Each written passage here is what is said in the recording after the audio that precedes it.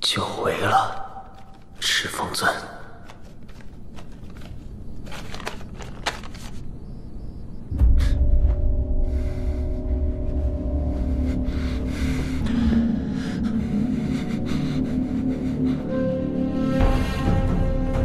共情。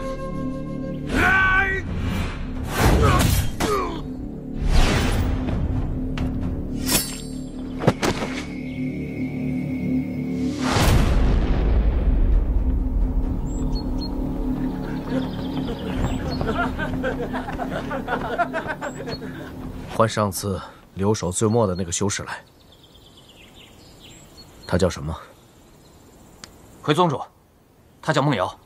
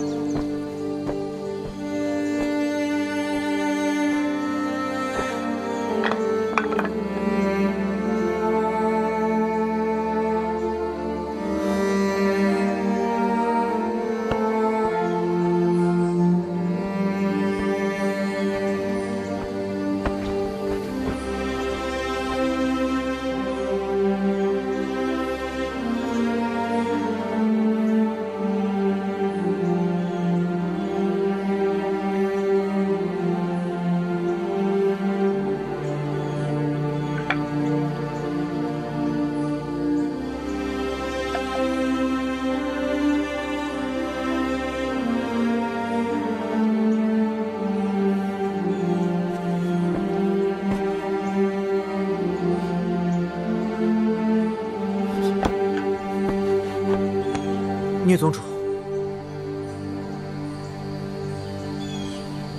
孟瑶，是。为何不和旁人一样进山洞休息？宗主，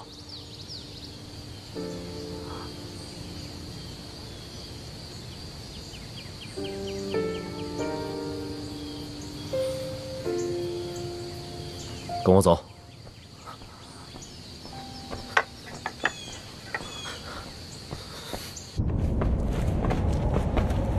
说真的是孟瑶？对，就是他。不会吧？金光善的儿子？金光善的儿子能跟咱们混成一个德行？就是啊，回去找他爹呀，动动手指就能让他不必这么辛苦了。人家拿着信物，千里迢迢从云梦找到兰陵去，不就是想认这个爹吗？结果呢？结果啊。 被人一脚从金陵台上踹下来了呗！不是我说，金光善啊，在外边生的那么多，儿子女儿最起码有一沓吧？你们看他认过谁没有？所以啊，这次闹成这样，也是他自取其辱。人呢，就是不能盼着自己不该盼的东西，到最后摔得头破血流，怪谁？谁也怪不了，自找的。是，就是，傻不傻呀？ 有一个金子轩，金光善还稀罕什么别的儿子？更何况还是个千人骑万人压的娼妓生的。鬼知道究竟是谁的种。我看呐，那金光善也是心里犯嘀咕，才不敢认的吧？哪能啊！我看他呀，根本是忘了自己跟那个女的有过这么一遭了。一想到金光善的种要认命的给咱们打水，我居然还挺高兴的。认什么命？ 人家可使劲表现了，没看他那么卖力吗？整天跑来跑去做这做那，多殷勤呢！巴巴的就指望着混出名堂来，他爹肯认他回去呢。住！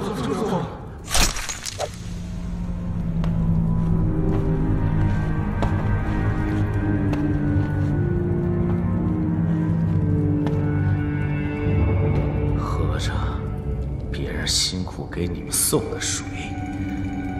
嘴里却说着如此恶毒之词，你们投为我坐下，究竟是来为民除害的，还是来嚼舌根的？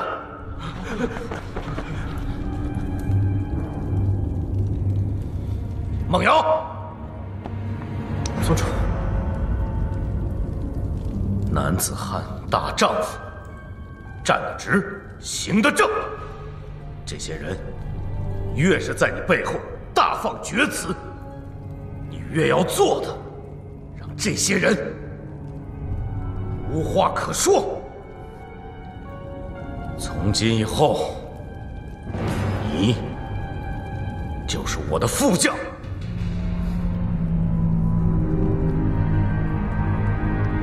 孟瑶，多谢聂宗主。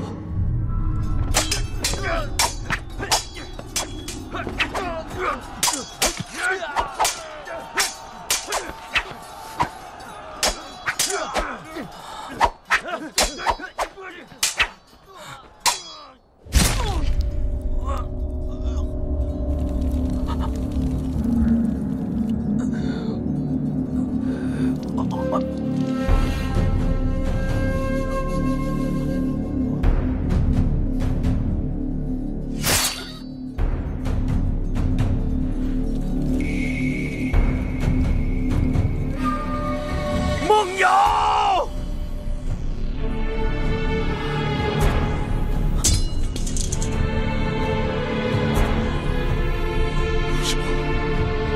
不是我，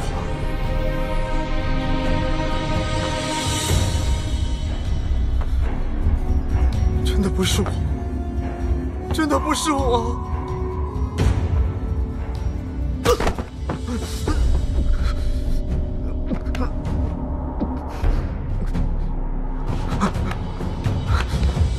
宗主，请您等等，请您听我解释。你还要解释什么？就在刚才，我看到他因为失误放走了雪雅，我立刻找他理论。谁知他竟然想杀我，还说我的母亲，说我的母亲是……我这才杀了他。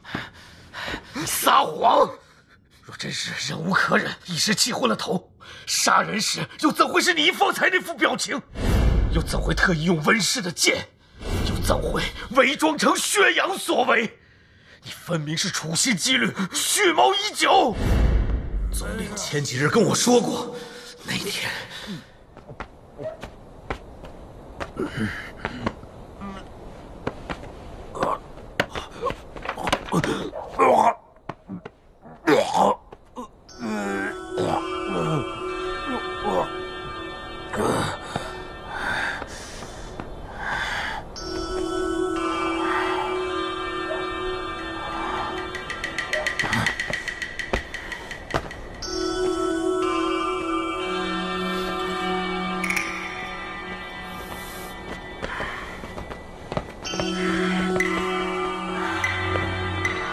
总领大哥，你在跟谁讲话？啊？没有啊。那你在干什么？孟瑶是按照宗主的命令，负责看守犯人薛洋而已。撒谎！我刚才明明看见了，你在讲话。你给我如实说来，你究竟是何居心？总领大哥，您误会了。总领大哥喝多了，快送他回去吧。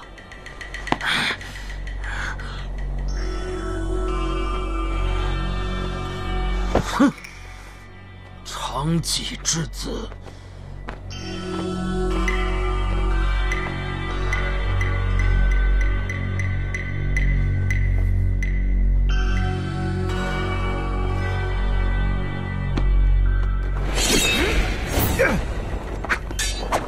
怀桑，我去地牢看薛洋。哎，孟瑶，孟瑶，我问你，你第一次见我之时，你可是故意装作饱受欺凌的弱态，好要我出手帮你。若那天我没有为你出头，你可会像今天一样，把他们全杀了？我不要在我面前撒谎！今生能遇赤峰村，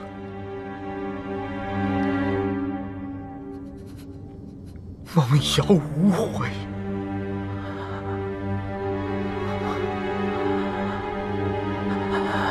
今日你救了我一命，我不动你。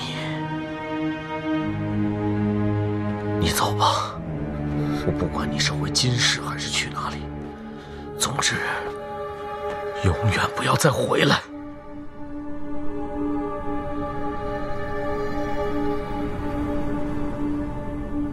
拜见仙都。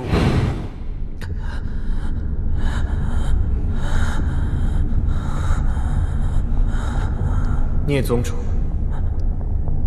久违了。是你，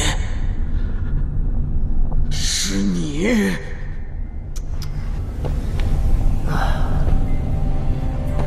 我真是没有料到。你也会有今天这般狼狈的时候。你给我滚！你还以为自己是河间王呢？看清楚了，这可是炎阳殿。什么炎阳殿？不过是温氏的巢穴罢了。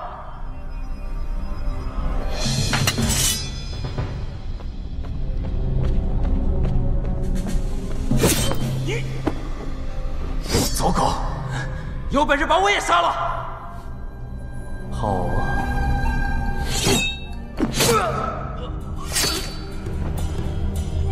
有谁还想说那个词吗？走狗！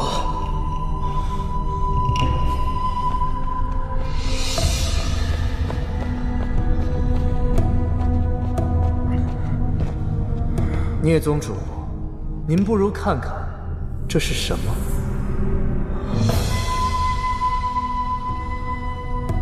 聂宗主，大夏从前可在我手里走过不少遭，您现在才生气，不是太迟了吗？把手拿开！您这把刀呢，勉强也算得个一品灵器吧。不过，比起您父亲聂老宗主的那把刀，还是稍微差上一些。您不如猜猜，温宗主这次要拍上几下，他才会断呢？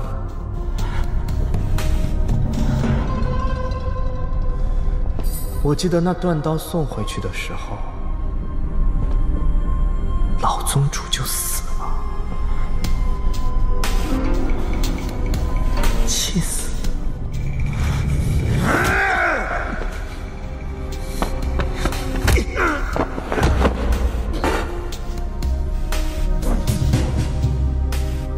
不行，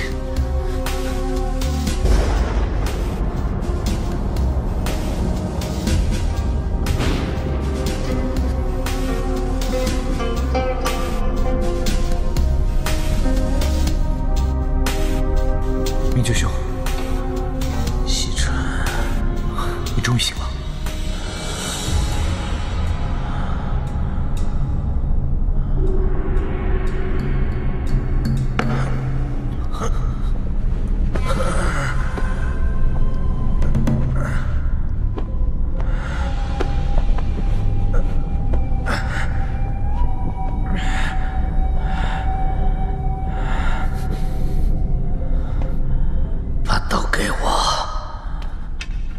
聂宗主，明觉兄，聂宗主，您身上还有伤啊！西辰，你别管，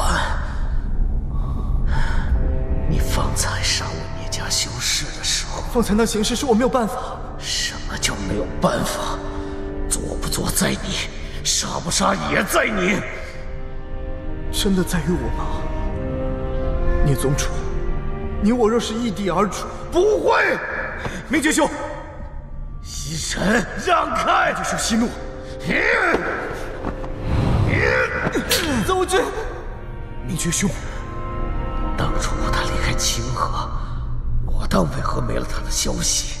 原来是做了走狗，在不夜天城助纣为虐。明觉兄，你可知在此之前，给你看岐山温氏布阵图的人是谁？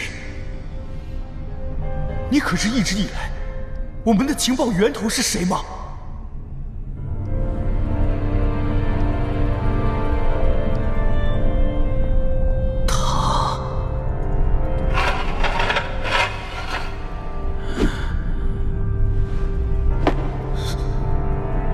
聂宗主，方才在炎阳殿内，虽是为了骗取温若寒的信任，不让他发现端倪，但我出手伤你，还出言不逊。明知聂老宗主是您心头伤痛，还要故意戳您伤疤。你该跪的不是我，而是那些被你所杀的修士。温若寒性情残暴，平日里稍有拂逆便状若疯狂。我既要伪装成他的亲信，旁人侮辱他，我岂能坐视不理？很好，看来这些事你平时没少做。明觉兄，阿瑶他身在岐山，他做出一些事情也是身不由己。我相信，他做这些事情的时候，他的心里也是。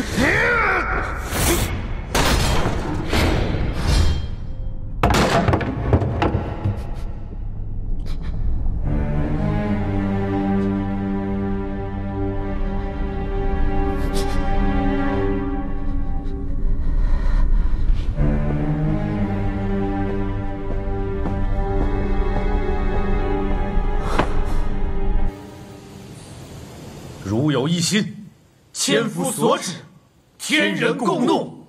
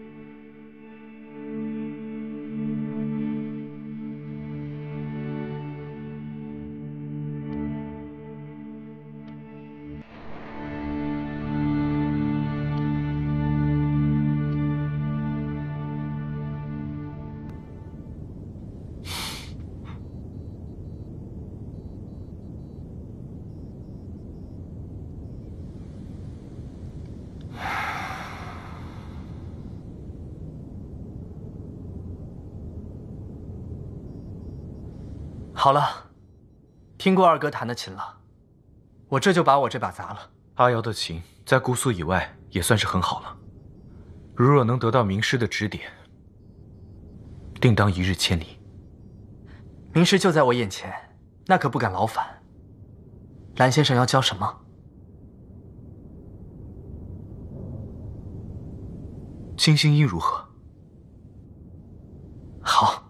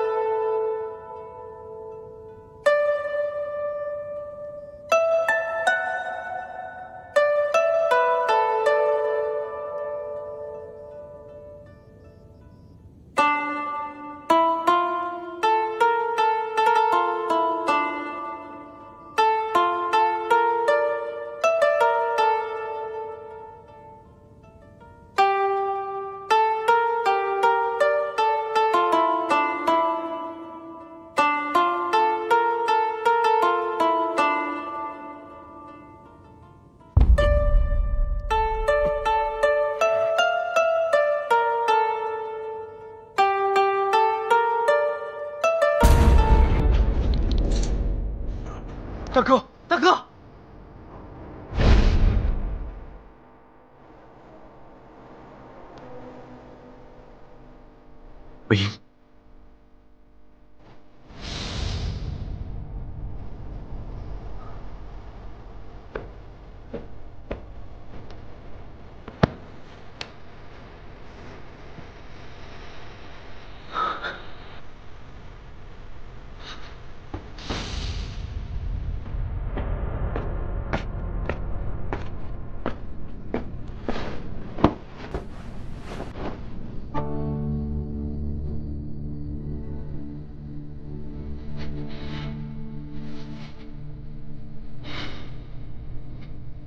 阿瑶，大哥他心性不比从前，你千万不要再惹怒他了。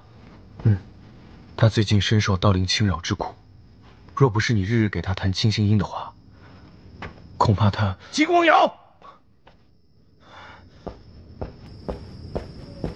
大哥，怎么了？你别动，你出来。二哥，劳烦你帮我再过一眼百花宴贵宾的名单，我先去和大哥说点私事，回头再请你讲解。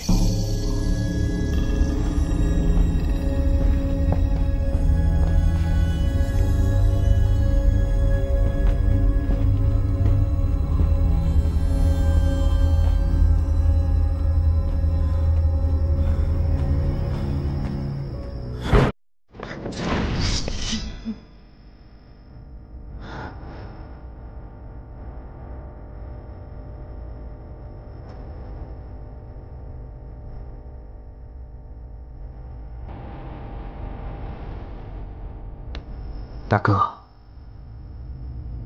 何必如此？有话好说。薛洋呢？他已被关入地牢，终身不释。我当年在不敬市是怎么跟你说的？我要他血债血偿，你却给他来个终身不释。只要他受到惩罚，无法再犯，终身不释和血债血偿也并无。我问你，当年在不敬市，究竟是谁放走了薛洋？是我的总领，还是你？我没有，我为什么要放走他？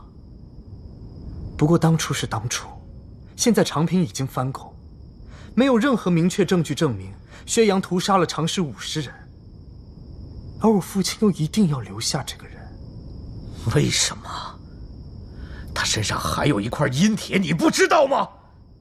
你把他重新招揽回来，究竟是为了什么？你自己心里清楚。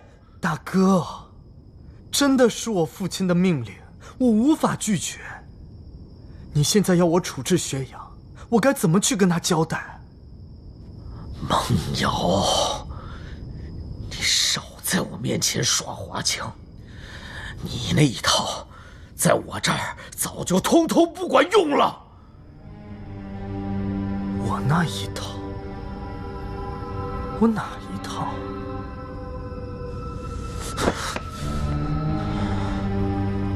大哥，你总骂我工于心计不入流，你说你行得正，站得直，天不怕地不怕，男子汉大丈夫不需要玩弄什么阴谋阳略。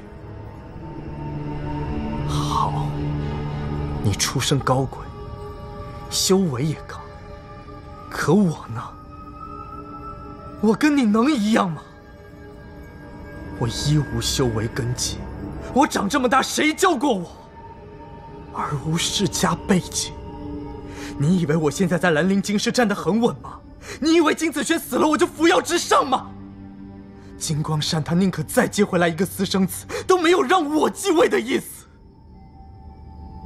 要我天不怕地不怕，我就是怕天，怕地，我还怕人。说到底，你不杀薛洋，不过是不想动摇你在兰陵金氏的地位。我当然不想。不过大哥，我一直都想问您一句话：您手下的人命，只比我多，不比我少，为什么我当初只不过迫于形势杀了几个修士，就要这样被你一直翻旧账，翻到如今？好，我告诉你，我刀下亡魂无数，可我绝不会为了一己私欲而杀人，更不会为了向上爬而杀人。大哥，我明白您的意思了。您是不是想说，您所杀者全部都是罪有应得？那么敢问，您是如何判定一个人是否罪有应得？您的标准就一定公正吗？说我杀一人，活100人，这是功大于过，还是罪有应得？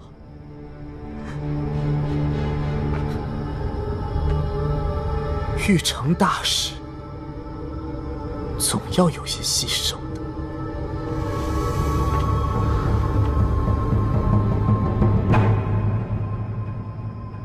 那你为什么不牺牲你自己？你比他们高贵吗？你跟他们不同吗？是，我和他们当然不同。混账！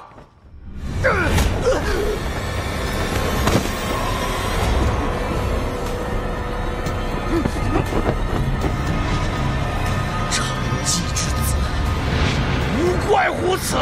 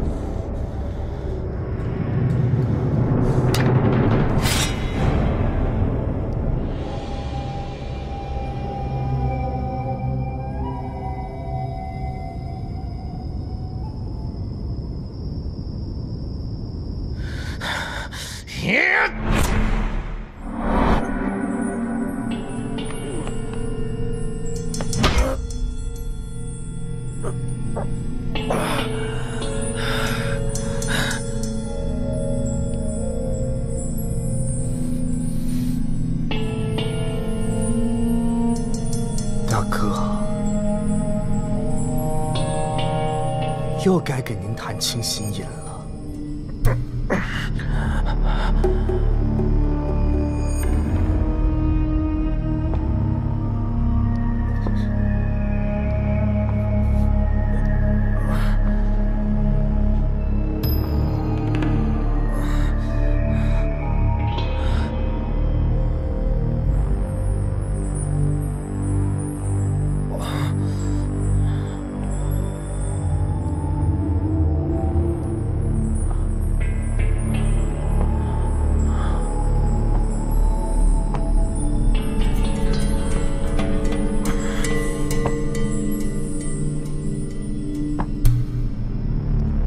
大哥，自从二哥教了我清心音之后，每次给您清心凝神，都是我来做的，再也没有劳烦过二哥。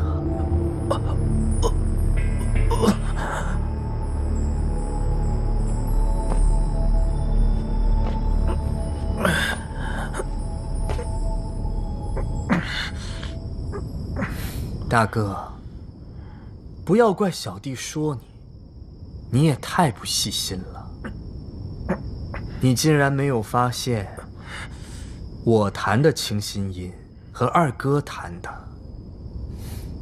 有什么不一样吗？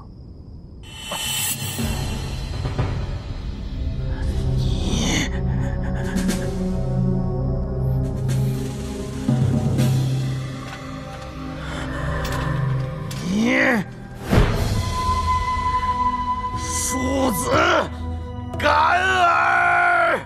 啊！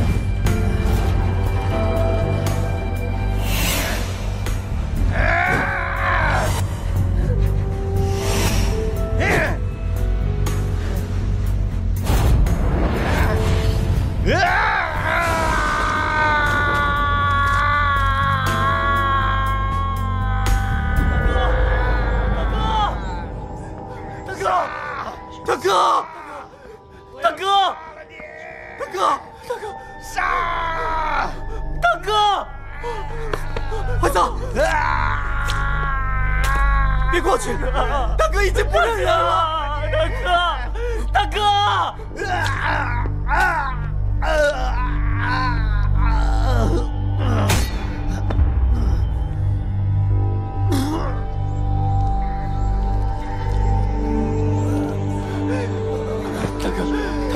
大哥！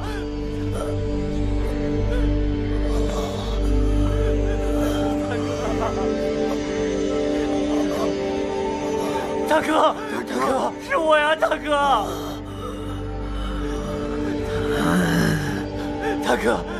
是我呀，大哥！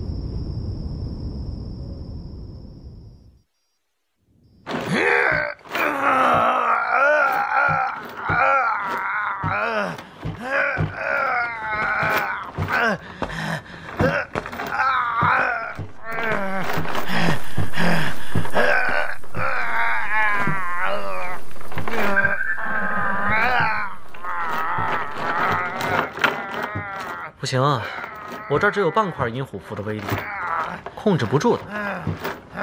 怎么办？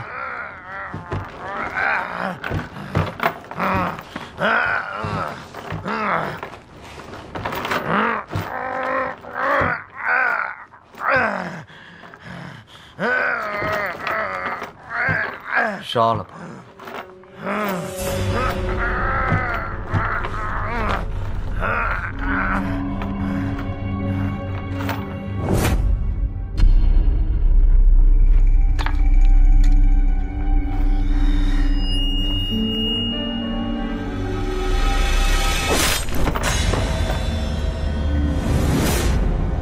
这下终于老实了。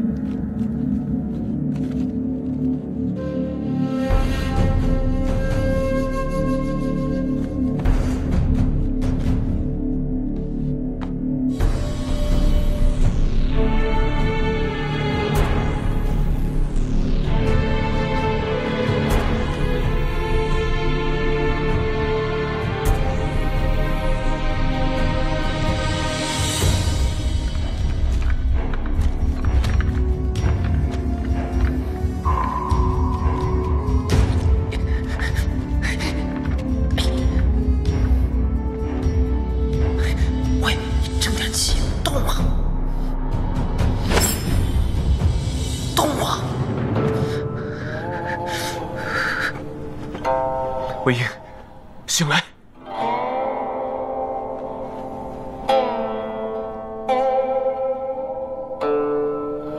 魏婴，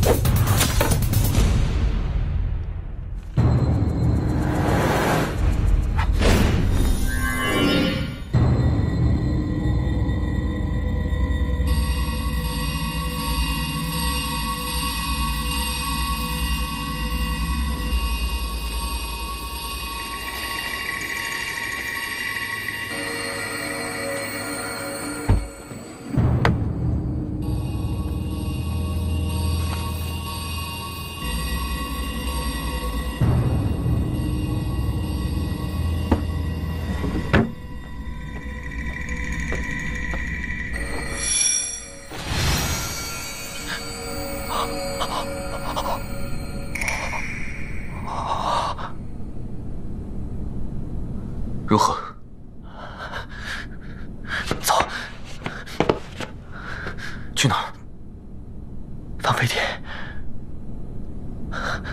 放飞点的铜镜是密室的入口，他的夫人倾诉刚撞破了他的秘密，被他拖进去了，现在应该在里面。赤峰尊的头颅也在里面，我们赶紧去。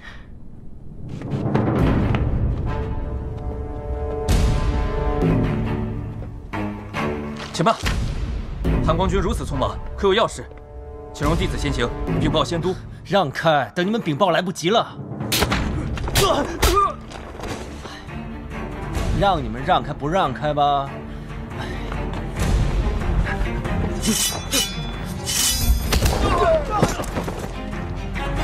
王局，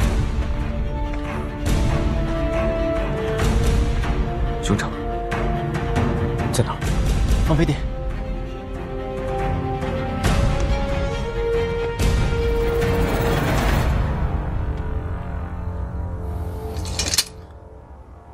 是你们？你们来这里干什么？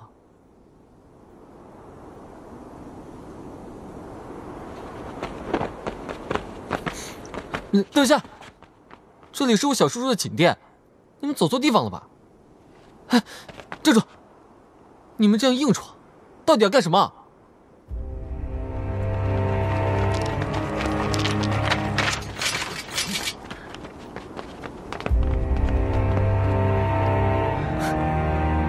莲方尊，金宗主，开门！开门！你究竟想干什么？人都被你引过来了。这里是我小叔的寝殿，寝殿懂吗？我不是叫你千万别……怎么回事？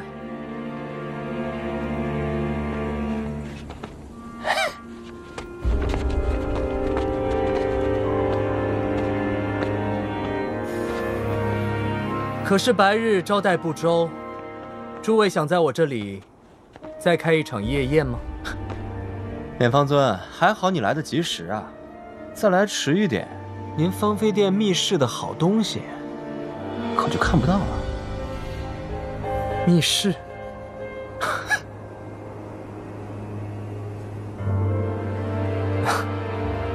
怎么了？密室不稀奇吧？只要是有一些压箱底的法宝，谁家还没有几个藏宝室啊？阿瑶，可否打开藏宝室，让我们一观？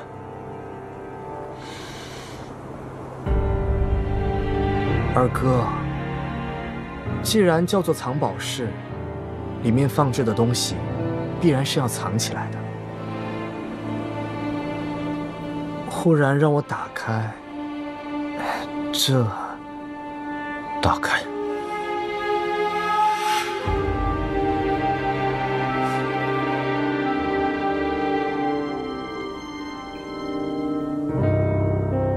蓝宗主，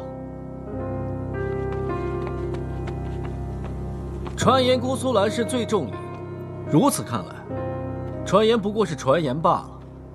强入一家之主的寝殿，果真重礼。宿舍，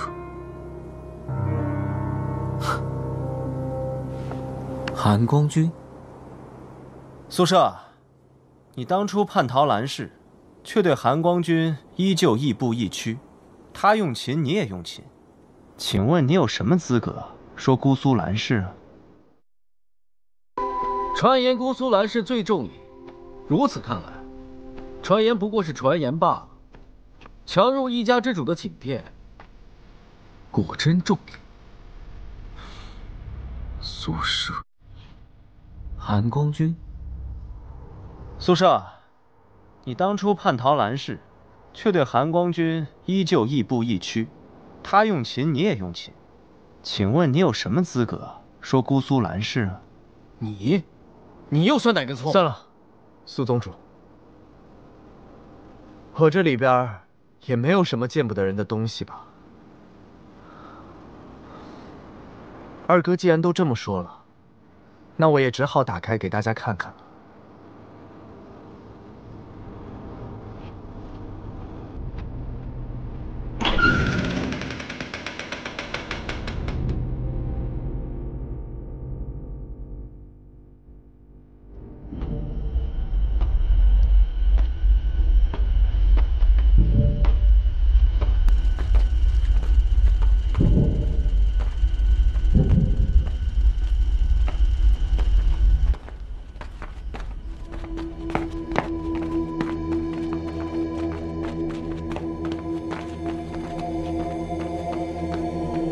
金夫人怎么会在这里？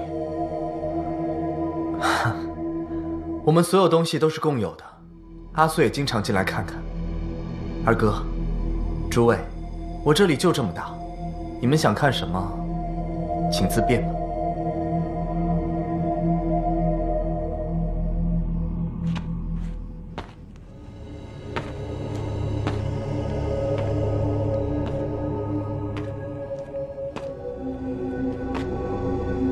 金光瑶竟然没转移他，也没杀他，他不怕秦素说出什么吗？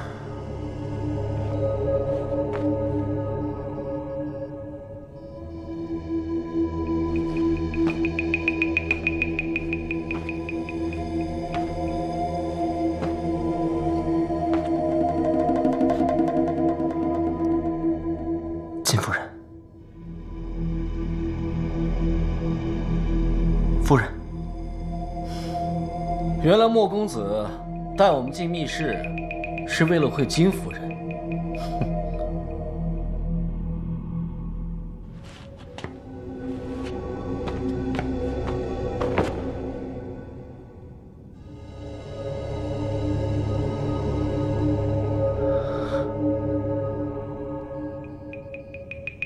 阿瑶，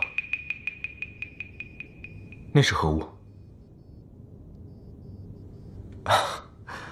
这个，这可是个稀奇物。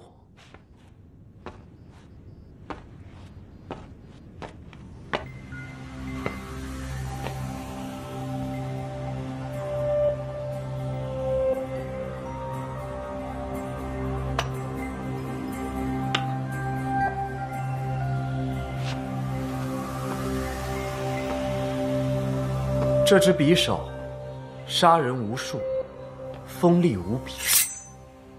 看这把匕首的刀锋，仔细看，会发现里面的人影不是自己。有时候是男人，有时候是女人，有时候是老人。每一个人影都是死在刺客手下的临时化成。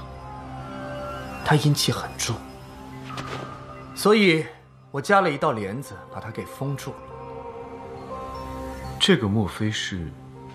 不错，是温若寒的东西，后来给了温情。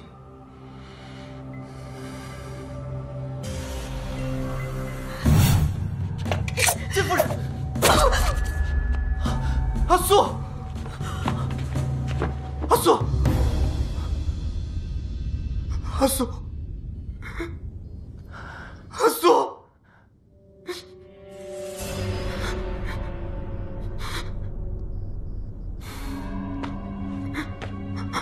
阿苏，阿苏，阿苏，你醒醒，阿苏，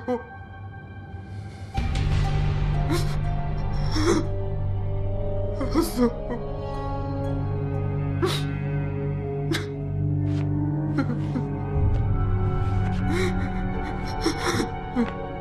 阿瑶，节哀吧。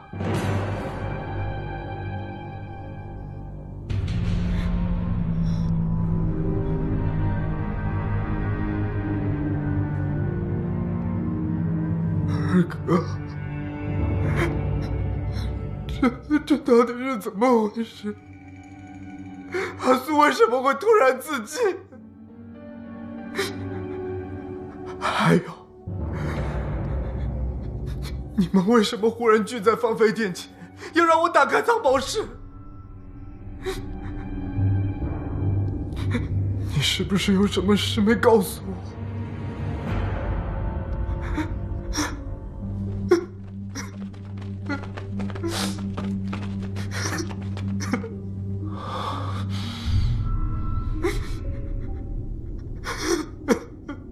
怎么回事？前段时间，我姑苏多名弟子出门夜猎，在经过莫家庄的时候，遇到了刀灵作祟。此刀灵杀气、怨气聚重，弟子们不敢怠慢，便赶回到姑苏禀报，所以忘记一直在追查此事。终于在一个叫义城的地方，发现了刀灵主人的尸体，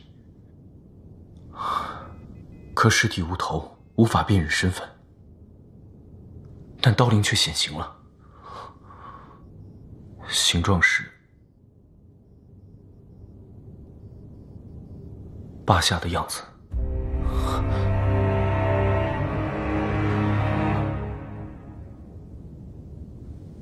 霸下，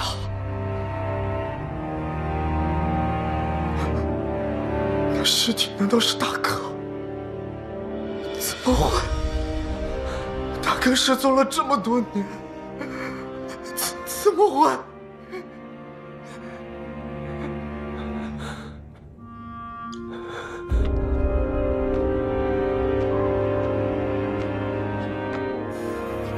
医生哥，你说的可是大哥，是我大哥，也是你大哥。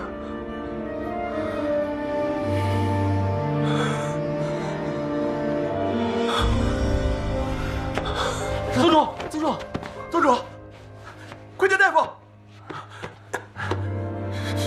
丝毫分尸，尸首分离，到底是谁做出这种丧心病狂的事？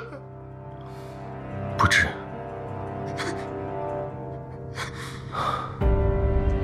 当到了找头颅这一步时，线索就断了。线索断了，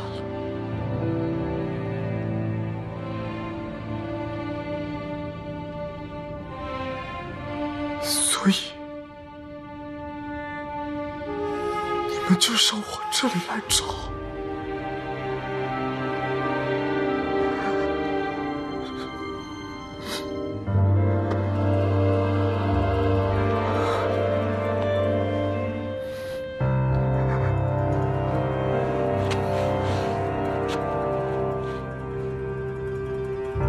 方才你们让我打开藏宝室，就是在怀疑大哥的头颅在我这儿。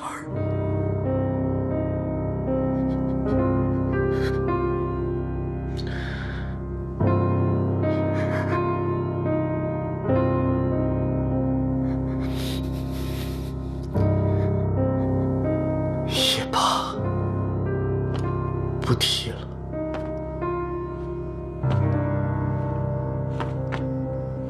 可二哥和韩光君是如何得知我寝室之中有这间藏宝室？又是如何能判定大哥的头颅就在我这儿？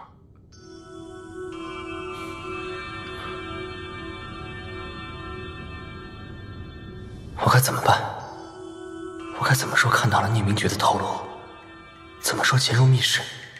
又怎么说那封死无对证的怪信？玄宇，是你这么对我二哥他们说的吗？撒这种一拆就会穿的话有什么用？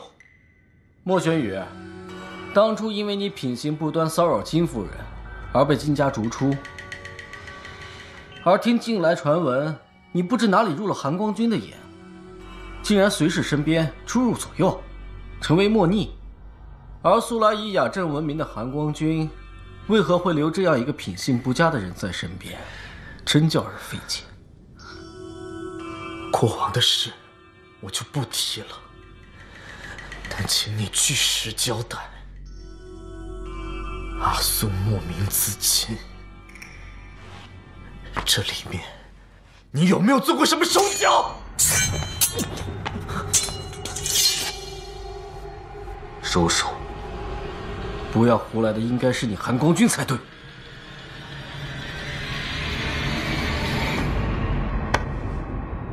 蓝湛，让开！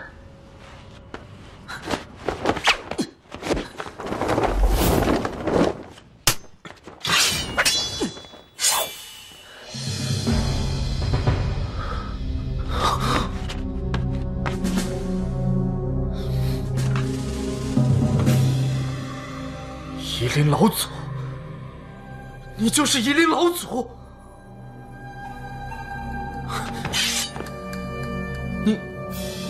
你真的是他？不知夷陵老祖重归于世，大驾光临，在下真是有失远迎啊！三哥，你刚刚喊他什么？他不是莫玄羽吗？阿玲，你快过来！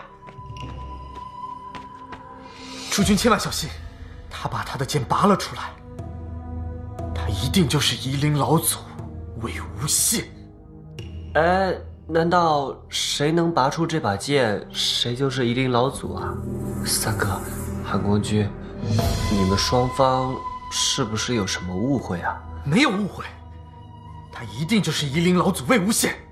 最简单的证明方法就是，请他摘下面具。等等，小叔叔，舅舅，你当初在大梵山的时候，不是用紫剑抽他一鞭子吗？他没事啊。不是说凡是被夺舍的人，紫剑一抽，必定会原形毕露吗？所以，他也不一定是魏无羡吧？大梵山，不错。阿离，你这么一提醒，我也记得当时在大梵山出现了什么东西。召出鬼将军温宁的，不也就是他吗？诸位有所不知，原先玄羽还在金陵台上时，曾在我这里看过一份夷陵老祖的手稿。这份手稿记载的是一种邪术，名为舍身咒，是以自己所有的灵石为代价修复重伤之人的。这种法术，就是江宗主你再用紫电抽他100鞭子也是验证不出来的。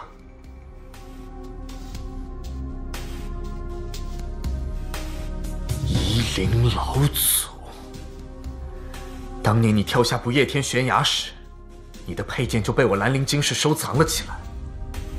可没过多久，它便自动封剑了。封剑是什么？相信不必我多做解释。此剑有灵，他拒绝让魏无羡以外的人使用它，所以他封住了自己。除了夷陵老祖本人，其他人可是绝对拔不出来的呀。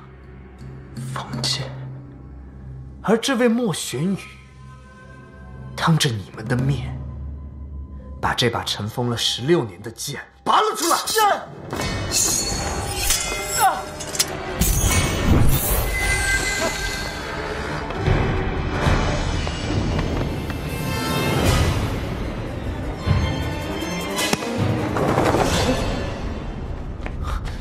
仙朵，追不追？追！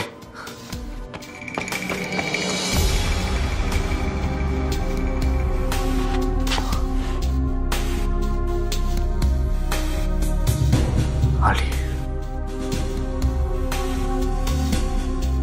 想不到他就是夷陵老祖魏无羡。他处心积虑骗了我们所有人。也不怪你把杀父仇人当作朋友，还一路相护。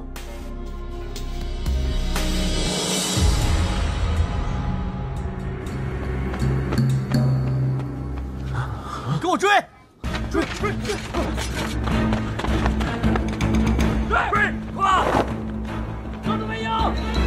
抓住魏婴！握住夷陵老祖！抓住他们这些！追！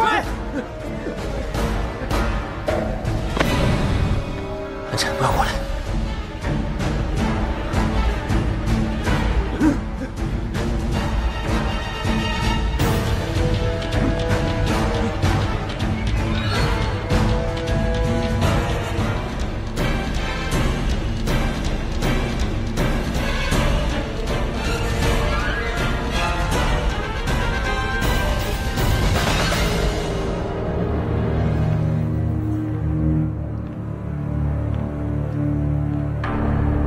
夷陵老祖，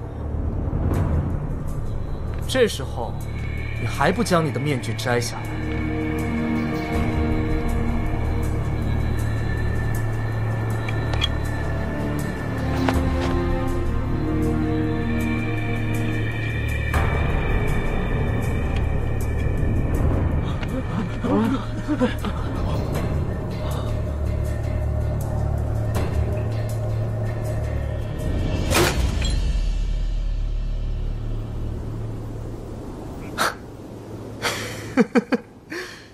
夷陵老祖不愧是夷陵老祖，16年后重归于世，就把我们玩得团团转。不仅仅是金陵，就连寒光君也着了你的道。不错，非也。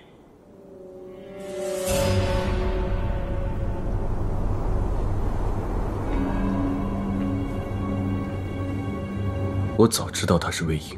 蓝湛，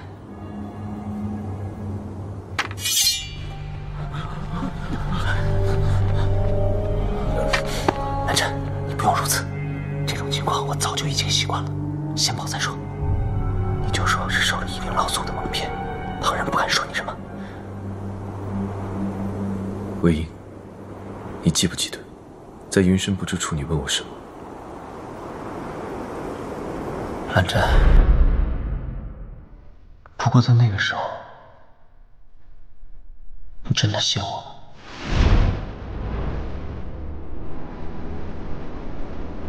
一条独木桥走到黑的感觉，确实不差。管他熙熙攘攘阳关道，我非要一条独木桥走到黑。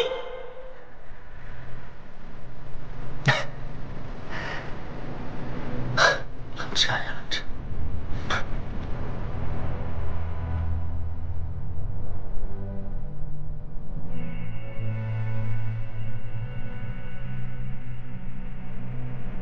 哎，蓝湛，再给你最后一次机会，你可得想好，要是真和我出了这个门，你的名声就都毁了。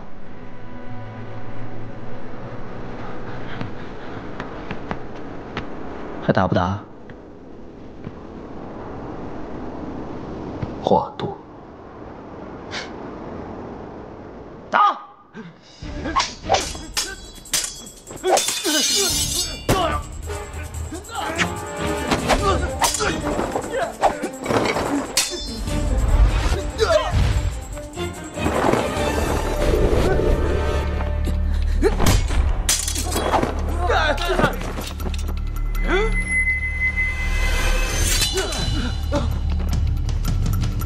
走。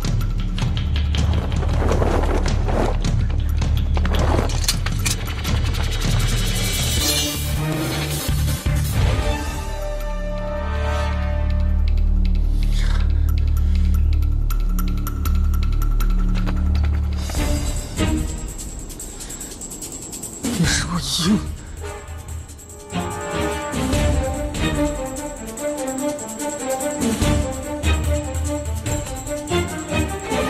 真的是魏婴魏无羡。金陵，这个事情我以后再慢慢跟你讲啊。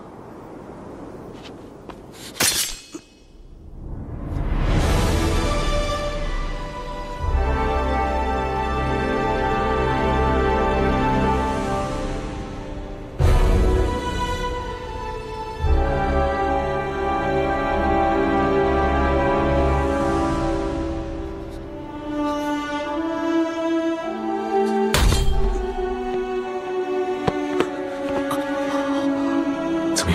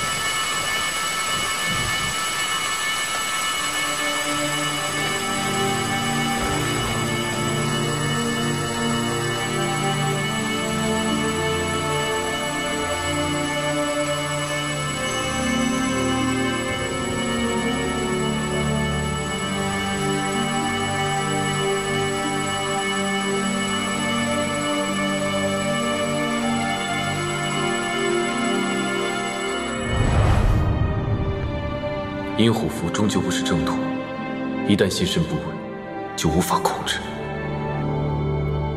蓝湛，你是担心我会像温若寒一样被阴铁控制？可是阴虎符不是阴铁，我也不是温若寒。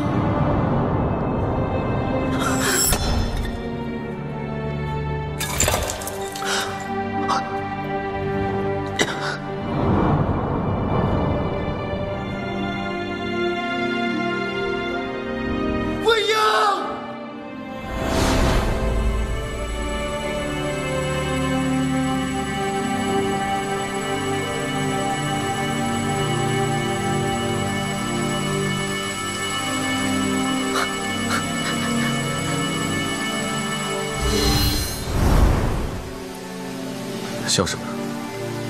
没什么，就是好笑罢了。从前所有人都畏惧奉承我的时候，你是唯一一个骂我的人。但是现在，所有人都巴不得我死，都恨我、唾弃我的时候，你却是唯一一个站在我身边的人。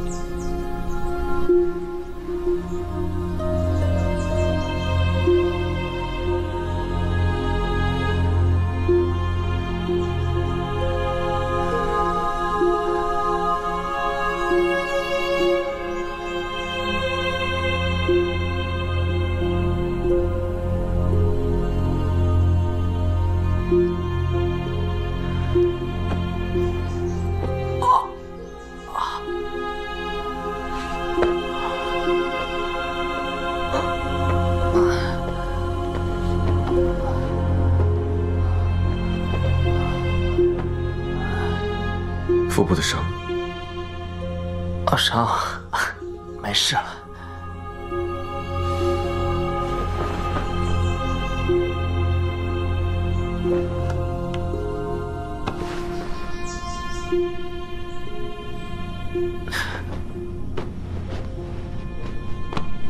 蛇神咒留下的，如何解？不过我现在知道了莫玄羽最后一个敌人是谁。只要他死了，这个咒自然就会解了。是金光瑶。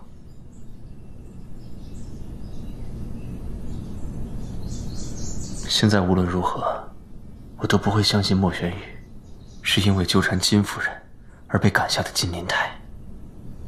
只怕他也是知道了金光瑶的什么秘辛，想要告诉秦素，却被金光瑶先下手为强了。为何这么做？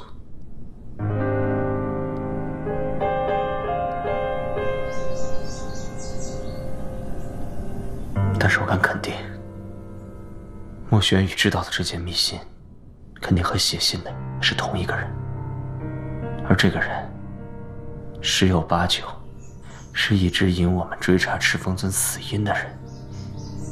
这个人看来知道金光瑶不少见不得人的事情，而且恨他入骨。你说，这个人会不会是金光瑶的情人啊？因爱生恨。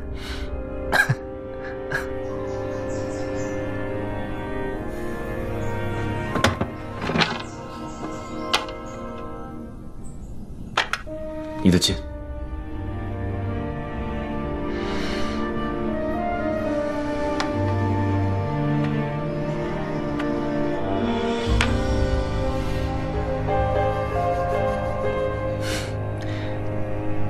谢谢。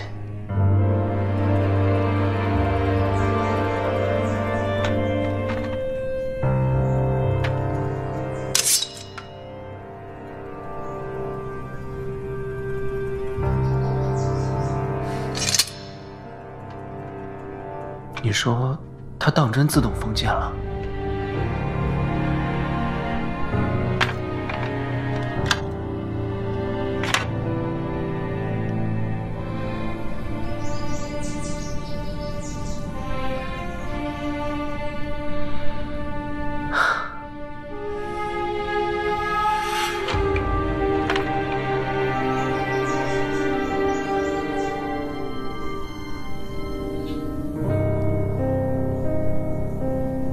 这里是净室。是。你把我带回了余生不知处，万一被你大哥发现了怎么办？啊？已经发现了。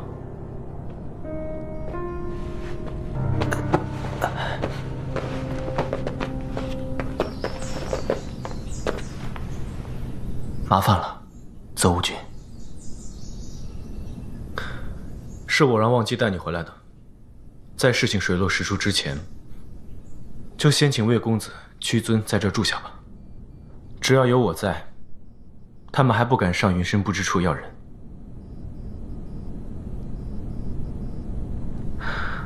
邹无君，那么敢问，赤峰尊的尸身在哪儿？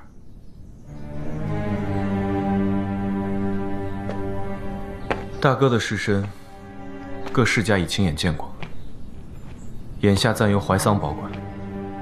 我也派了可以信任的人前去看顾。那金光瑶的反应？天衣无缝。他说了，一定会追查到底，也一定会给出一个交代的。不过与此同时，既然魏公子醒了，那么忘机，你是否也得给我一个交代？兄长，你让我说你什么好呢？兄长，赤峰尊的头颅确实在金光瑶手中，你亲眼所见？他亲眼所见。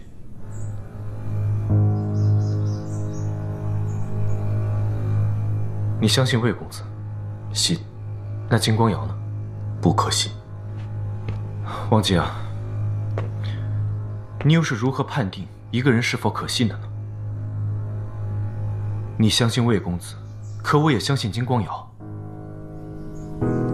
大哥的头颅是否在他手上，我们没有人亲眼目睹，都是凭着我们对另一个人的了解，相信那个人的说辞而做出的判断。你自认为了解魏公子，所以你相信他。同样，我也认为我了解金光瑶，所以我也相信他。你认为你没错，难道我就不能认为我自己是对的吗？蓝宗主，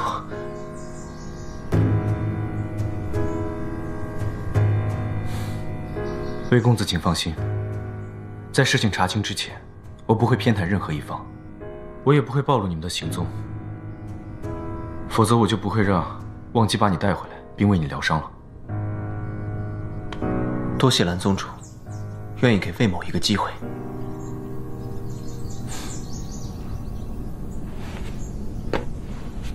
赤峰尊的头颅在金光瑶的密室，千真万确。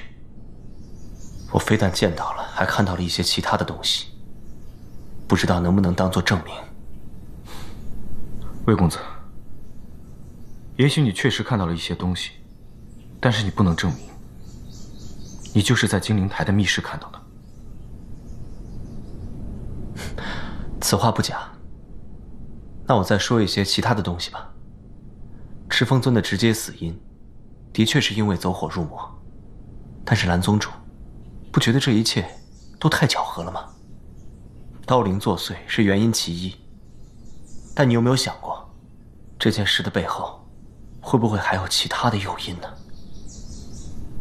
那你觉得还有什么诱因呢？清心印。魏公子，你可知道这清心玄音，是我亲手交给金光瑶的？那就请蓝宗主好好听一听，这支曲子有什么古怪。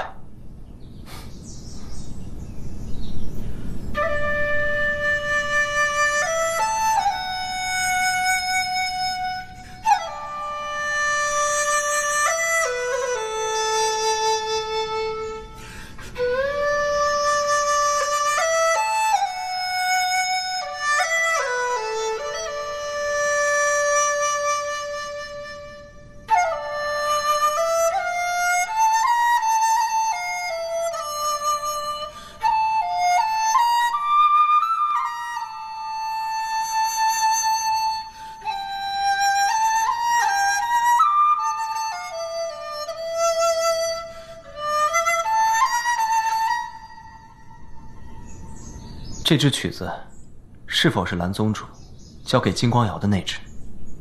是。此曲冷僻，且难习。是金光瑶自己点名要学的？没错。那既然这首曲子这么难学，金光瑶为何要选这一首，而不选其他易学的？因为我跟他说过，清新音虽难习，但效用极佳。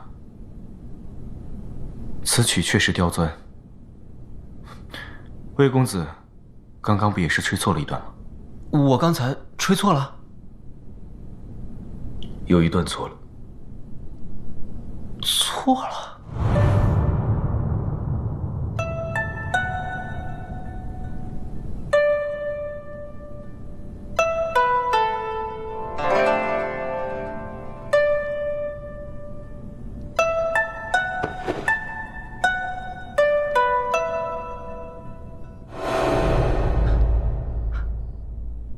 难道？魏婴，没错，是错了。不是我错了，是金光瑶错了。在共情的时候，他确确实实就是这么弹的。我可以保证，我只是一段不差的重复了一遍。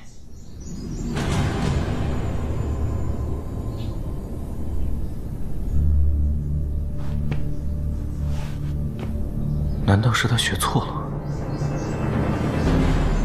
不可能啊！的确不可能。莲方尊聪明如斯，记忆力超群，怎么可能会记错曲调呢？多半是故意的吧。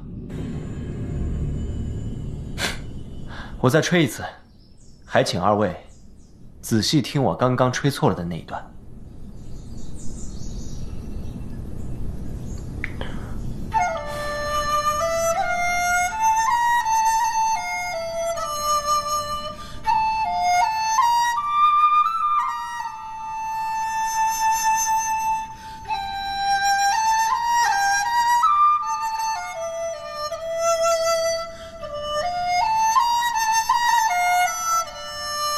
停。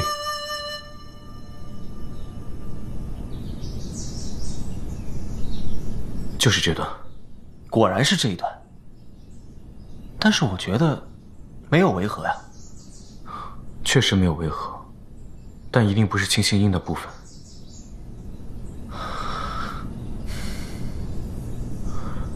你们随我来。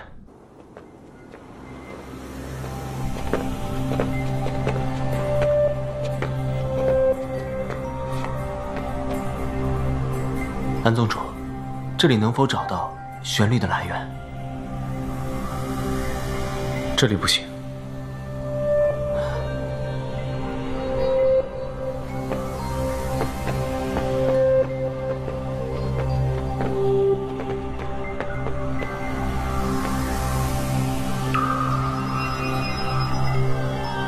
这里可以。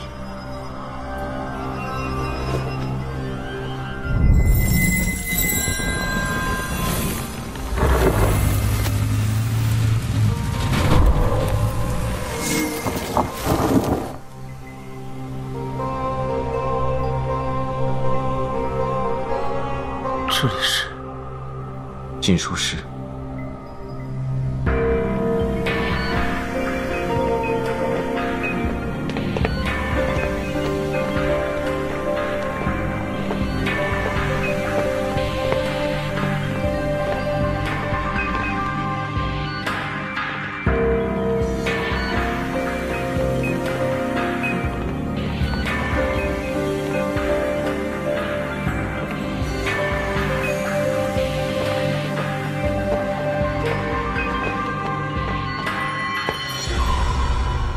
这一格全都是易谱志。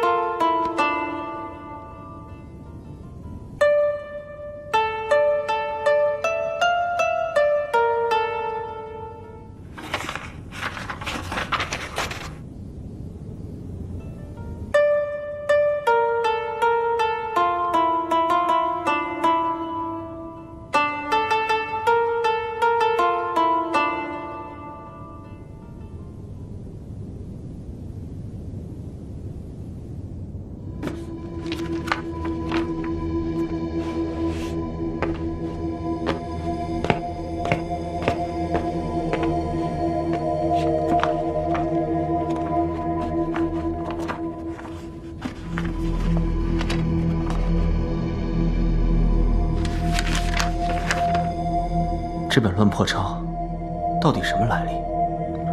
这是一本东瀛秘曲集，相传是姑苏蓝氏一位修士乘船漂流至海外，在东瀛之地流浪数年，搜集而成的一本写曲集。这书里的曲子，若在弹奏之时加以凌厉，能做害人之用，或日益消瘦，或心情烦躁，或气血攀张，或五感失灵。而灵力高强者，能在3响之内取人性命。就是他了。南宗主，这乱破抄里面有没有这样一支曲子，可以扰人心神，使人元神激荡，气血翻腾，易怒易躁之类的？应该是有的。3响之内取人性命，下手太狠了。他应该不会选择这样杀伤力强的邪曲。但是如果他借这位赤峰尊弹奏清心玄曲，助他平定心神的理由，连续弹奏3个月，这样的曲子有没有可能像慢性毒药一样，催化赤峰尊的发作？